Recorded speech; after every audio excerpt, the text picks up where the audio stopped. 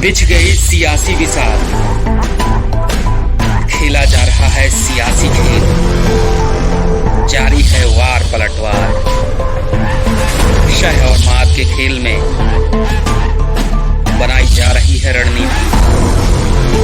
कौन पड़ेगा किस पर भारी, ये कभी भी सिर्फ हस्तक्षेप.com पर अमलेंदु उपाध्याय के साथ। राजीव जी, मेरी बात अमलेंदु जी कह चुके हैं। मैं भी वही बात कहना चाहता हूं, अमलेंदु जी की बात का समर्थन करना चाहता हूं। कल माननीय प्रधानमंत्री ने मन की बात कही थी, 100वां एपिसोड था। यह पहला कार्यक्रम है देश का जो रेडियो पे बजता है लेकिन टीवी पे दिखाया जाता है। और आश्चर्य की बात यह है कि प्रधानमंत्री ये बात कल मन की बात में कह सकते थे कि भाई मुझे 91 गालियां पड़ी। ये बात कहने के लिए वो दिल्ली से हवाई जहाज में बैठे कर्नाटक गए और कर्नाटक में जाके उन्होंने जो महान राष्ट्रीय बात कही वो ये कि मुझे 91 गालियां मिली। अरे भाई, मन की बात में कह देते, कहीं और कह देते। ये बात कहने के लिए दिल्ली से कर्नाटक आने की क्या जरूरत है, लेकिन माननीय प्रधानमंत्री जी पहुंचे। दूसरी बात, जो माननीय प्रधानमंत्री 40% के जवाब में बार बार कहते हैं, हर बार कहते हैं कि राजीव गांधी जी ने कहा था कि हम 1 रुपया भेजते हैं तो गांव में 15 पैसे पहुंचते हैं। वो माननीय प्रधानमंत्री जी ये क्यों नहीं ये बताना भूल गए कि लोग 1 करोड़ गालियां देते हैं और माननीय प्रधानमंत्री तक केवल 91 गालियां पहुंचती, तो बाकी गालियां कहां चली जाती है, ये वो व्यक्ति ने नहीं बताया कि कहां चली गई गालियां। तीसरी बात यह कि अब ये देश उस मोड़ पे आ चुका है जब लोग नौकरी बचाने के लिए रेडियो सुनते हैं, मन की बात सुनते हैं। यह सब पहले इतिहास में कभी नहीं। राहुल गांधी और प्रियंका गांधी ने अपने भाषणों में जो बात कही, वो मुद्दे प्रधानमंत्री जी कहने से घबराते हैं। वो कर्नाटक जाकर अपना रोना रोते हैं, अपना दुखड़ा रोते हैं, कह रहे मुझे गालियां दे दी अम्मा, मुझे पड़ोसी ने पत्थर मार दिया, इस तरह की बातें करते हैं। राहुल गांधी ने कहा कि आप बताइए कर्नाटक में आप यहां के नेताओं की बात क्यों नहीं करते, कर्नाटक की जनता की बात क्यों नहीं करते, कर्नाटक के लोगों के विकास की बात क्यों नहीं करते। और हर बार डबल इंजन की बात करते हैं, जबकि डबल इंजन की सरकार एक पूरा धोखा है। जिन जिन राज्यों में डबल इंजन की सरकार है वहां आप देखेंगे, अगर आप पूरे आंकड़े उठा के देख लीजिए जीएसटी के, जो जीएसटी की वसूली हुई है उन राज्यों में पैसा नहीं पहुंचा। जिन राज्यों में डबल इंजन की सरकार है वहां भ्रष्टाचार के बड़े बड़े मामले नीचे से ऊपर तक दबा दिए गए। जिन राज्यों में डबल इंजन की सरकार है वहां ईडी, सीबीआई वगैरह भ्रष्टतम लोगों के पास नहीं पहुंचता। तो ये डबल इंजन की सरकार इस देश के लिए एक बहुत बड़ा कलंक है। ये डबल इंजन की सरकारें होनी ही नहीं चाहिए। हर राज्य की अपनी समस्याएं हैं, हर राज्य की अपनी चुनौतियां हैं।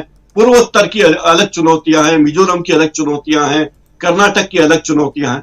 तो ये क्या बात। एक और बात, जिन राज्यों में डबल इंजन की सरकार है वहां के मुख्यमंत्रियों का कद आप पाएंगे राष्ट्रीय स्तर पर बहुत ऊंचा है।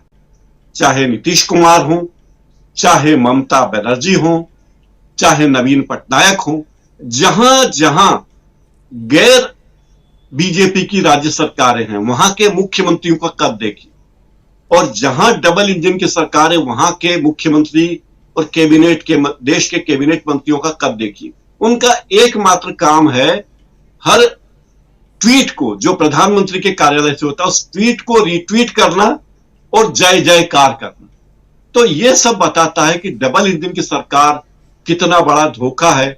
इस बारे में भी कांग्रेस को मुद्दा उठाना चाहिए कि जो बार बार डबल इंजन कहते हैं, डबल इंजन एक बहुत बड़ा फ्रॉड है। डबल इंजन कुछ भी नहीं है। संविधान में प्रोफेसर अखिल स्वामी बार बार कहते हैं बात कि संविधान में इसी कोई व्यवस्था नहीं कि डबल इंजन की सरकार बहुत बड़ी कोई बात है, अच्छी घटना है। लेकिन फिर वही बात है, दरअसल बीजेपी के पास कोई मुद्दे हैं ही नहीं। बात किस पे करें, वो ये तो बता नहीं सकते कि नोटबंदी में कितने लोग मरे, उनकी लिस्ट किसी ने भेजी नहीं, या कोरोना काल में कितनी मौतें हुई, अकाल मृत्यु, वो उसका आंकड़ा किसी ने प्रधानमंत्री तक नहीं पहुंचाया, या कोरोना काल में जो मजदूर बेचारे भीड़ बनकर अपने अपने गांव की ओर लौटे और रास्ते में काल के गाल में समा गए, उनके बारे में कोई जानकारी हमारे माननीय प्रधानमंत्री को किसी ने नहीं दी। हमारे प्रधानमंत्री को लोगों ने यही बताया, बार बार बताया कि अरे साहब आपको गाली दी जा रही है, और प्रधानमंत्री इस बात से बहुत क्षुब्ध हैं। प्रियंका गांधी ने यह बात बता दी कि अरे मोदी जी आप बताइए, बोली तो सही। और प्रोफेसर अखिल स्वामी ने कहा कि एक प्रोफेसर को भी कितनी गालियां मिलती है इस देश में। हम और आप जो कार्यक्रम कर रहे हैं, आप देखिए कितने लोग हमारे कमेंट बॉक्स में आकर हमें प्रेम पूर्ण संबोधन दे रहे हैं। तो ये सारी बातें बड़ी हास्यास्पद है। प्रधानमंत्री मुद्दे को कहां ले जाना चाहते हैं? प्रधानमंत्री हर बात पे यही कहना चाहते हैं कि देखियो मुझे गाली दे दी, मैं तो बहुत महान हूं, डबल इंजन की सरकार। डबल इंजन की सरकार गुजरात में इतने साल से, गुजरात में आम गरीब आदमी का क्या भला? गुजरात में केंद्रीय विश्वविद्यालय गांधीनगर में हिंदी विश्वविद्यालय है, उसको कितने साल तक, 1.5 दशक तक उस विश्वविद्यालय को, केंद्रीय विश्वविद्यालय को सरकार ने जमीन आवंटित करने के बाद भी जमीन नहीं दी, क्योंकि डबल इंजन की सरकार है। वहां का मुख्यमंत्री, वहां के कुलपति में ताकत ही नहीं कि वो कह सके कि माननीय प्रधानमंत्री जी हमारे राज्य में केंद्रीय विश्वविद्यालय को जमीन आपने घोषित की है, जमीन आवंटित की गई है, जमीन पर कब्जा दीजिए। क्योंकि राज्यों में अगर डबल इंजन की सरकार है तो मुख्यमंत्री एक गूंगी गुड़िया से कम नहीं होता, एक पुतले की तरह होता है जिसका एकमात्र काम, आप देखते हैं गाड़ियों में और कई जगह गुड्डा होता है जो मुंडी हिलाता रहता है, तो मुख्यमंत्री का काम वही होता है कि मुंडी हिलाता है। और प्रदेश के अखबारों में जो पहले पीछे बड़े बड़े विज्ञापन छपते हैं, उसमें सबसे पहले माननीय प्रधानमंत्री जी का मुखौटा का चेहरा वहां अंकित करवाता और बीच में अपना फोटो पीछे जी करते हुए। तो ये सब, अब मध्य प्रदेश में डबल इंजन की सरकार चल रही है, बीच में 1.25 साल दूसरा इंजन लगा था, लेकिन जो घोटाले, बड़े बड़े घोटाले मध्य प्रदेश में, व्यापम घोटाले से लेके हनी ट्रैप जैसे घोटाले, भूमि घोटाले, उन सब घोटालों पर कोई जांच सीबीआई ने नहीं की। जितने बड़े बड़े भ्रष्टाचार के मामले चलते रहे, जैसे अडानी साहब पूरे देश में राष्ट्रीय स्तर पर हैं, मध्य प्रदेश के स्तर पर डी कंपनी है, तो दिलीप सूर्यवंशी जी नामक एक उद्योगपति, उनकी कंपनी है, और उस कंपनी को कितने फेवर हो रहे हैं। डबल इंजन की सरकार का एक और अर्थ है, वो ये कि माननीय गृह मंत्री के बेटे जय शाह की तमाम कंपनियां या उनके शुभ चिंतकों की कंपनियां, कहा जाता है, इसकी कोई पुष्टि मैं अभी नहीं कर सकता, वो तो ईडी कर सकती है, कि उनके मित्रों की कंपनियां पूरे देश में जहां जहां बीजेपी की सरकार है वहां बड़ी फल फूल रही। बड़े बड़े ठेके, चाहे मेट्रो बनाने का काम हो, चाहे सड़कें बनाने का काम हो, चाहे बड़े अस्पताल, बड़े प्रोजेक्ट, वो सारे उन्हीं लोगों को दिए जा रहे हैं। क्योंकि डबल इंजन की सरकार का फायदा यह है कि जो दिल्ली में 2.5 लोग सरकार चला रहे हैं, उनका और उनके शुभ चिंतकों का सारा काम अच्छा। राहुल गांधी और प्रियंका गांधी ने बिल्कुल सही जगह निशाना साधा है, और मुझे लगता है कि राहुल गांधी ने भी वो बात पकड़ ली है। और उन्होंने बड़ी दिलचस्प बात कही कि 40 के अंक से हमारे माननीय प्रधानमंत्री जी को बड़ी मोहब्बत है, बीजेपी के लोगों को बड़ी मोहब्बत है, 40%, 40 का अंक। तो मैं आपसे गुजारिश करता हूं, कर्नाटक के मतदाताओं से राहुल गांधी ने गुजारिश की कि मैं चाहता हूं कि आप लोग बीजेपी को कर्नाटक में 40 के आंकड़े तक सीमित कर दें और कांग्रेस को 150 सीटें दें, ताकि बीजेपी के लोग पैसे से सरकार का अपहरण नहीं कर पाए, सरकार को किडनैप नहीं कर पाए। तो राहुल गांधी के संदेश बहुत स्पष्ट है, साफ है।